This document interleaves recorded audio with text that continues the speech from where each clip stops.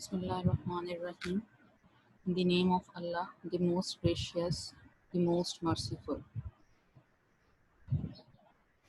Assalamu alaikum students. How are you? I hope you all are fine and safe at your homes. This is for Bahria College PNT. Welcome to first online class of class 10th Federal Board. And I'm your teacher, Ms. Rizwana. The subject is chemistry, which we study in this class. This is the title page and content of your textbook of grade 10. There are 8 chapters in grade 10 chemistry book. Number 1, or you can say that chapter number 9 is chemical equilibrium, chapter number 10 acids and bases, chapter number 11 organic chemistry, chapter number 12 hydrocarbons, chapter number 13 biochemistry, chapter number 14 the atmosphere, chapter number 15 environmental chemistry, and chapter number 16 chemical industries.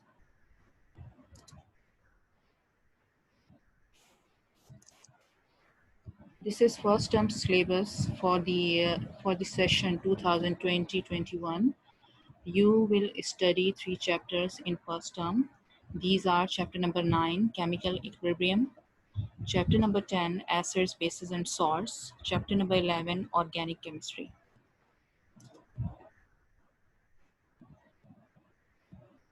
Today we will start chapter number 9, that is chemical equilibrium. The major topics you will study in this chapter are reversible reaction and dynamic equilibrium. Number 2, law of mass action and the derivation of the expression for the equilibrium constant. Number 3, equilibrium constant and its unit. Number 4, importance of equilibrium constant. And last is Le Chatelier's principle. Okay, before starting our today's topic, first look at these pictures. As you know that many types of chemical and physical changes or reactions are taking place all around us as well as inside human bodies every time. Generally, we presume that most chemical and physical changes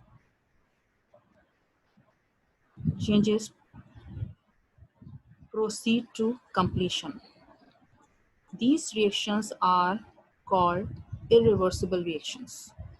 However, some chemical reactions do not go to completion. These are called reversible reactions. For example, in this picture, you can see that in first picture, it is example of reversible reaction.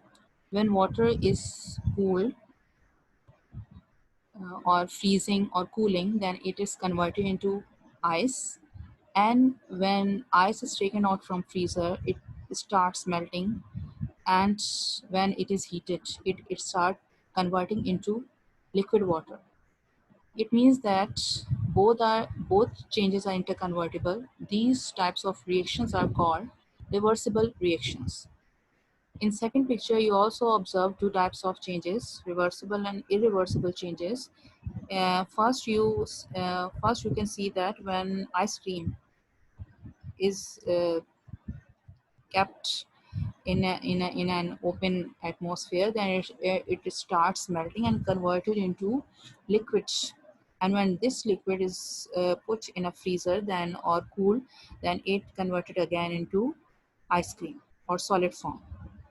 But if you cook an egg and you want to convert it back into its original shape and original composition, then it is not possible. You can see that in third picture. In the egg present in oval shape, and when this egg is cooked, it is converted into half fry form. And when you want to convert half fry egg into raw egg, then it is not possible. This type of changes are called irreversible changes. Okay, today our topic is reversible reactions. This is lecture number 1, and this is our topic, reversible reactions.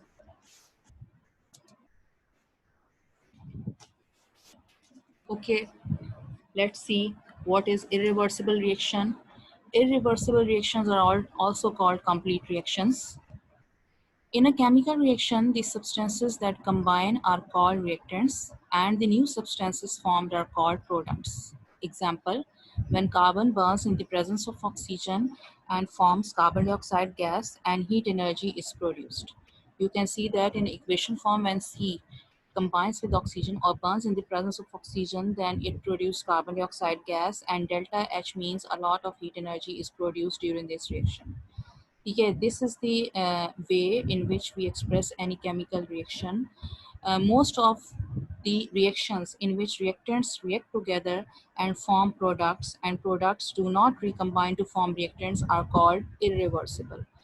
The reaction I read above is the example of irreversible reaction, because when carbon or coal is burned in the presence of oxygen, it is completely converted into carbon dioxide and no more coal is left, and all is converted into gaseous products, and products do not recombine and form reactants. This type of reaction is called irreversible reactions.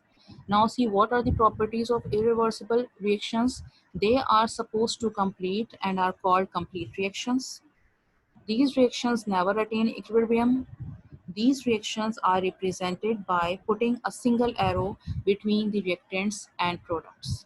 So this is all about irreversible reactions.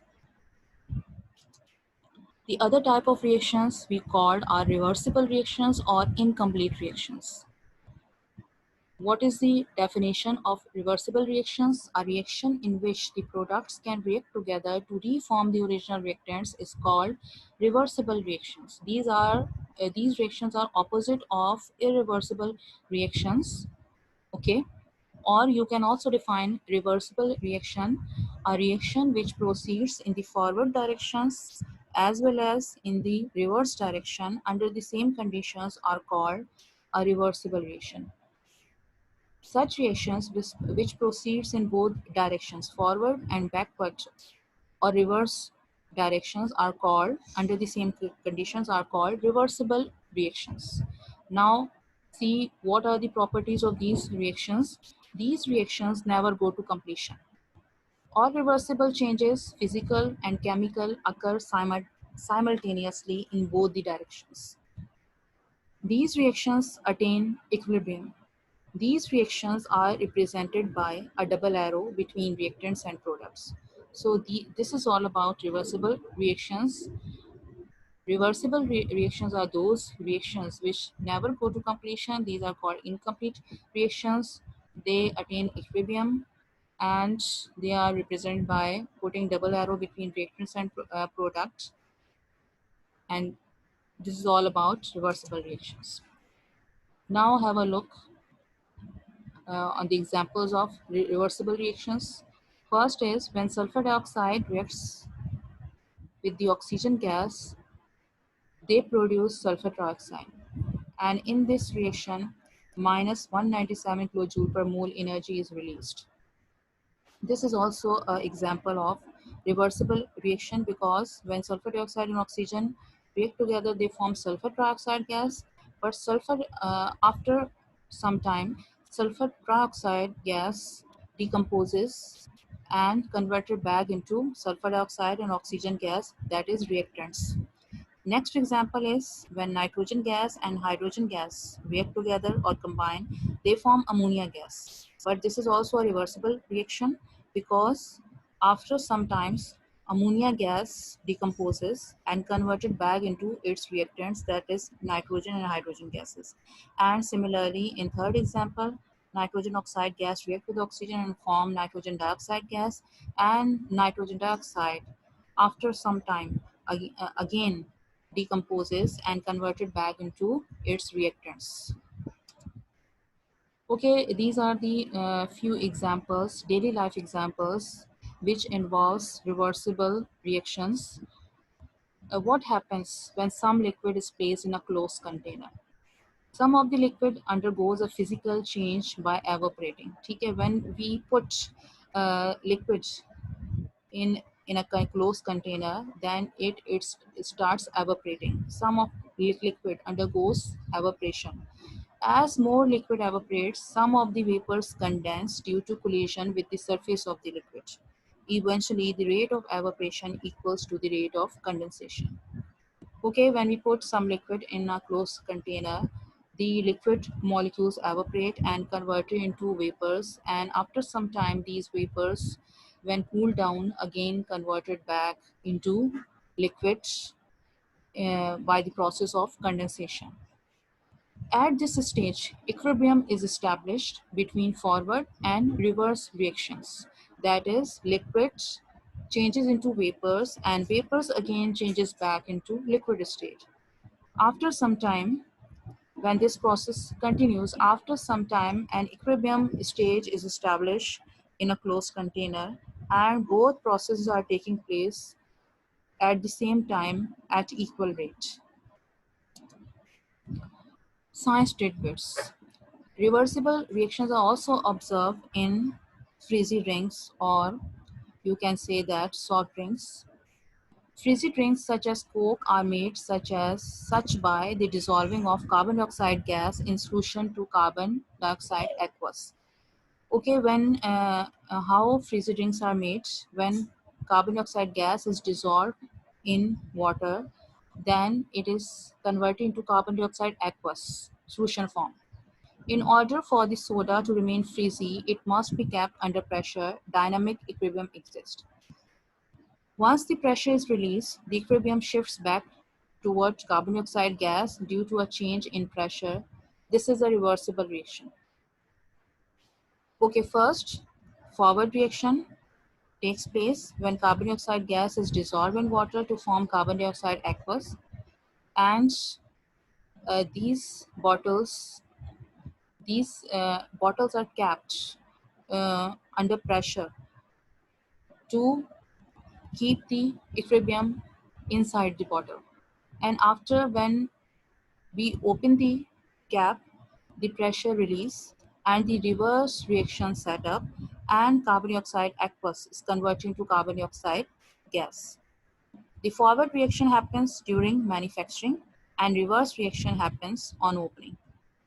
Okay, first carbon dioxide gas is dissolved in water to convert it into carbon dioxide aqueous. You can see the in equation. And when we open the bottle, carbon dioxide aqueous is converted back into carbon dioxide gas, and we see the effervescence or the bubbles or the fumes of gas releasing from the top of the bottle.